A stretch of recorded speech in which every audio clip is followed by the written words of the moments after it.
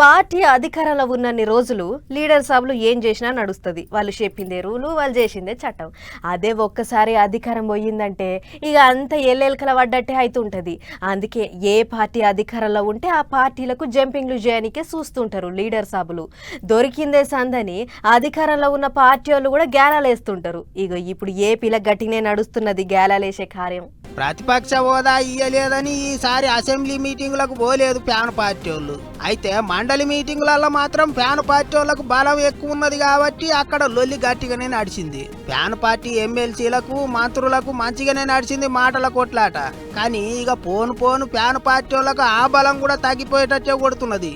ఏంటికంటే fan party ఎమ్మెల్సీలు సందు చూసి గోడ దునికి ఎగురని చేస్తారట.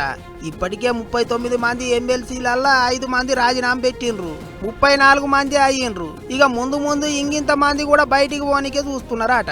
గాలున్నప్పుడే తూర్పార పట్టుకోవాలి కాబట్టి సైకిల్ పార్టీ వాళ్ళు, గిలాస పార్టీ వాళ్ళు, అటు పువ్వు పార్టీ వాళ్ళు ఎమ్మెల్సీలకు గట్టిగానే గ్యాలాలు వేస్తున్నారట. చూడు అంటే సగం మంది అటు ఇటు అయ్యేటట్టే ఉన్నారని ముచ్చట్లు వినిపిస్తున్నాయి. మరిగా మొన్న మండలి మీటింగులలో ఫ్యాన్ పార్టీ ఎమ్మెల్సీలు మంత్రులను మంచిగానే ఆర్చుకున్నారు, ప్రశ్నలు గట్టిగానే అడిగినరు. అందుకే అసొంటోళ్ళంతా ఎగస్ పార్టీలో ఉంటే తిప్పలవుతుందా అనుకున్నారో ఏమో గాని ఆలస్యం చేయకుండా అందరినీ ఇగ్గుకునే ఎగురని చేస్తున్నారట.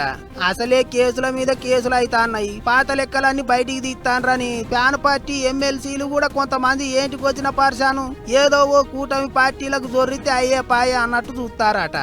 ఉపాయం ఉన్నోడు ఉపాసం ఉండడు అంటుంటారు. గట్లనే మరిగా మంచోసేడో అధికారంలో ఉన్న పార్టీలో ఉంటేనే పాతార పెరుగుతుంది.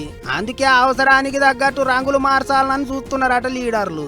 ఇప్పటికైతే 5 మంది ఫ్యాన్ పార్టీకి రాజీనామా పెట్టిండ్రు. పోను ఇంకెంత మంది ఈడుపు కాగితం ఇస్తారో చూడాలి మరి.